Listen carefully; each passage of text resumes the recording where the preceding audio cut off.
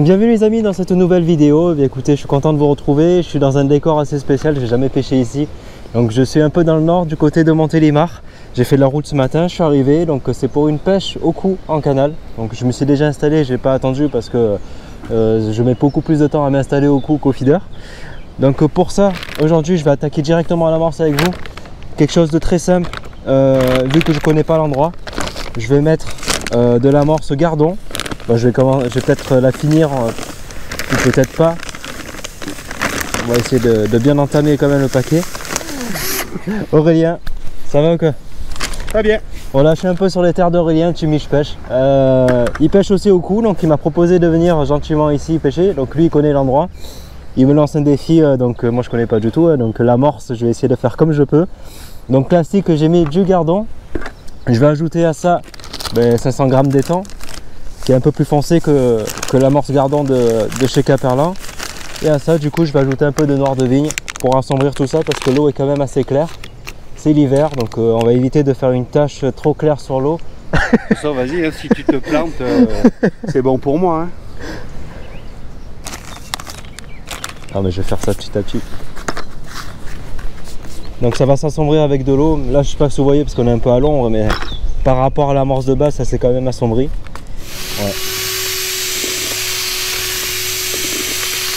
Après, il faut que je rentre parce que maman elle gueule. Alors, ah, moi aussi après. Donc, oui, toi, tu as fait beaucoup de bornes. Ouais.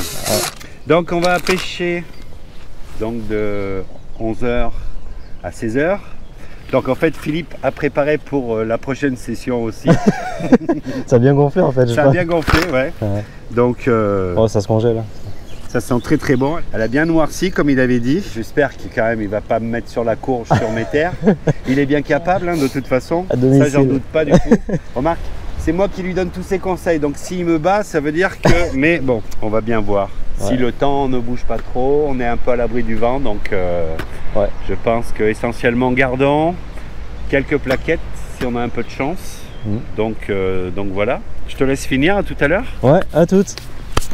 Voilà, eh ben c'est parti, on va faire un petit pseudo concours avec mon ami Aurélien. Bon, Aurélien m'a conseillé de pas trop charger la coupelle vu que les kits sur cette canne sont assez, sont pas trop robustes. Bon, voilà, du coup je fais des petites boules en fait d'amorce. Hop, on se pose là où il faut, on centre avec le repère en face et on dépose tout.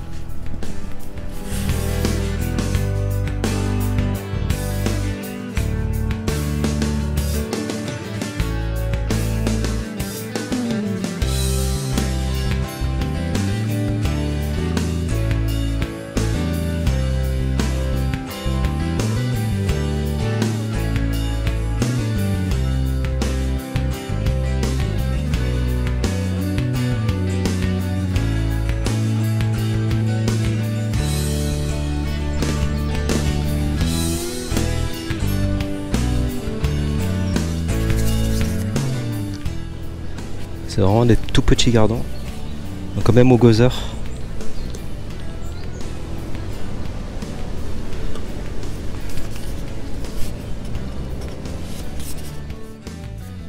Mais apparemment Aurélien qui est à côté fait quand même plus de poissons que moi. J'ai même pas eu le temps de... Il y a des poissons à mes pieds en fait.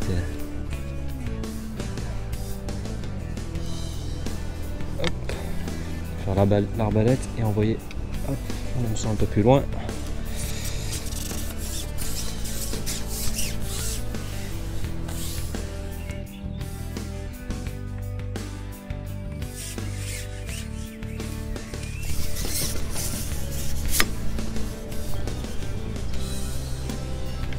Ça commence à être joli avec le maïs. Hop, on va caler ça là.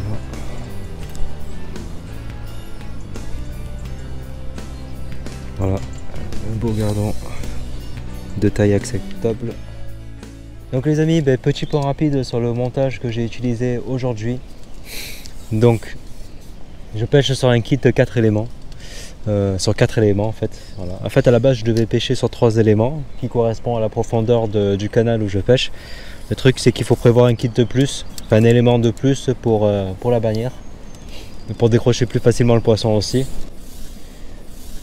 Du coup, au niveau du flotteur, alors c'est un modèle SPT14 et la quille en titane, voilà, très solide. L'antenne couleur rouge, il existe également des antennes couleur jaune, comme ceci. Voilà, au niveau du poids du flotteur, du coup c'est 0,60 grammes. Donc après au niveau du plombage, je l'ai fait relativement bas en fait pour que le flotteur, pour que la ligne se mette plus rapidement en place. Voilà la masse principale avec 2 plombs style au-dessus. Et un petit plomb de touche en bas. Voilà, la plombée est relativement basse. Pourquoi? Parce que je veux traverser le plus vite possible la couche d'eau pour éviter les ablettes. Parce qu'il y en a pas mal en surface là. Au niveau de l'hameçon, du coup c'est un hameçon numéro 20. Voilà, c'est un modèle de. C'est les Speed Match chez Garbolino. 2120 BZ je crois, au niveau de la référence. Voilà, c'est les hameçons numéro 20 avec une longue tige. En fait, ça permet de décrocher assez facilement les poissons sans forcément avoir besoin d'un dégorgeoir. Donc ça c'est typique pour les pêches de vitesse, comme son nom l'indique, Speed Match. Donc pour les pêches de vitesse.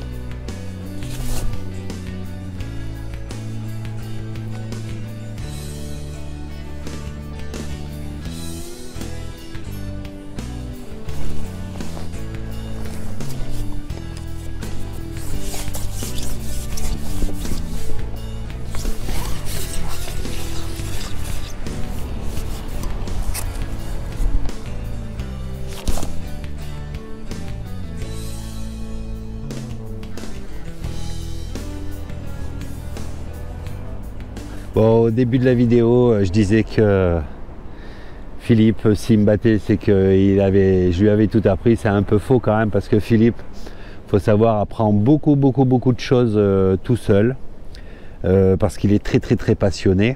Bon, ça, faut pas le dire très fort, parce qu'après, il va taper une tête comme ça. Mais c'est vrai qu'il est très assidu, très appliqué, et il fait très attention à ce qu'il fait, parce qu'il est passionné.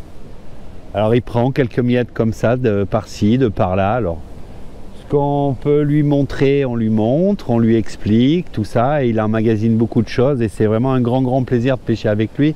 Que ça soit le black, que ça soit le brochet, que ça soit au cou.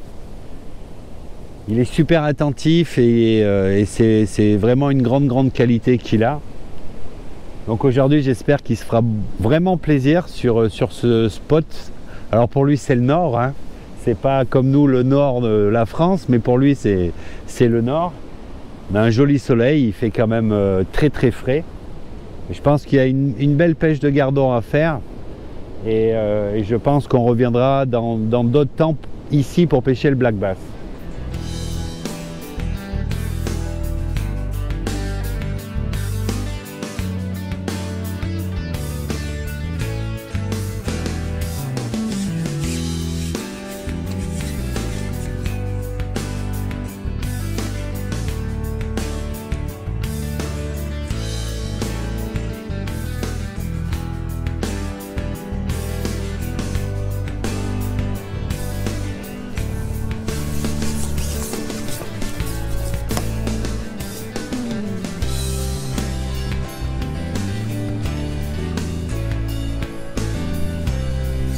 Ce qui est intéressant avec ces hameçons, c'est qu'il y a une longue tige en fait, ça permet de décrocher facilement les poissons, surtout sur des pêches de petits poissons comme ça. Juste à choper la tige de l'hameçon et à décrocher. Lui, il est un peu plus joli. Ah les amis, Ouais, des gardons de taille moyenne qui arrivent sur le coup aussi, mais c'est pas les gros gardons que j'ai pu voir dans le canal, genre par exemple à Saint-Gilles par exemple. Mais au moins les poissons sont actifs, franchement ils sont, malgré le vent, malgré la température de l'eau, je trouve ça bien. On est là de toute façon pour s'amuser, on n'est pas là pour faire des plus gros poissons. Mais...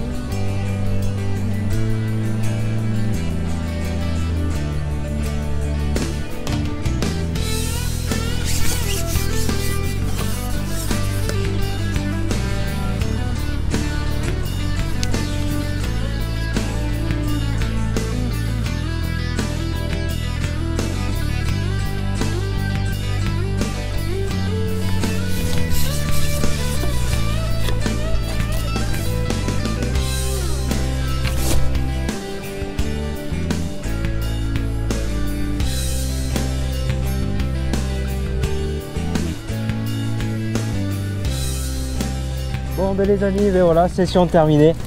Aurélien a fait une très belle pêche. Et moi également, mais bon, c'est les petits poissons quoi en fait, comme on va dire. On s'est bien amusé, c'était assez dynamique. Une belle pêche de gardon, fallait aller pêcher un petit peu décollé, donc je l'avais pas dit à Philippe, je suis vraiment un enfoiré. Donc fallait pêcher un petit peu décollé, ils n'étaient pas trop sur le fond, ils étaient un petit peu à droite, un petit peu à gauche de l'amorce, mais en décollant un petit peu de 50, c'est vrai qu'on pouvait sortir son épingle du jeu. Donc c'est vrai qu'on ne doit pas être loin de 200 poissons à deux, c'est quelque chose d'assez sympa, donc on va déjà vite les remettre à l'eau. Ouais. Moi qui pensais qu'on allait être dans le nord et tout ça, parce qu'on est quand même du côté de Montélimar, que les poissons seraient un peu moins actifs en fait dire.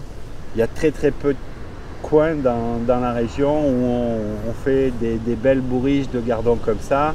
Ouais. Il y a très peu d'endroits, il y en a quelques-uns, 2, 3, mais pas plus. Donc c'est vrai qu'ici on est bien, l'avantage en plus c'est qu'on est à l'abri du vent, parce qu'il y avait énormément de vent, mais ça s'est pas trop senti sur les lignes.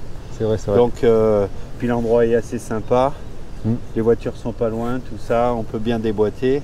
Et puis il y a du poisson, c'est sûr. Il y a des périodes, alors à partir du mois d'avril, on peut commencer à venir pêcher un peu l'étanche, quelques belles brèmes. Puis après ça devient terrain de foot, donc c'est vrai qu'il y a à partir du mois de juin, juillet, il y a des endroits c'est assez difficile de venir pêcher parce que il y a vraiment de gros herbiers. D'accord. Là on passe sur d'autres pêches. Ah parce que là c'est quand même assez bien aménagé. Donc, c'est très propre, les places sont super, on peut s'installer tranquillou. J'espère que cette vidéo vous aura plu tout de même, du fait que je pêche à la grande canne et non pas au feeder pour une fois. Mais bon, ça permet un petit peu de varier les pêches, de varier les plaisirs en fait, voilà. Merci Aurélien de m'avoir fait découvrir ce lieu de pêche et je vous retrouve très prochainement pour d'autres vidéos. Salut.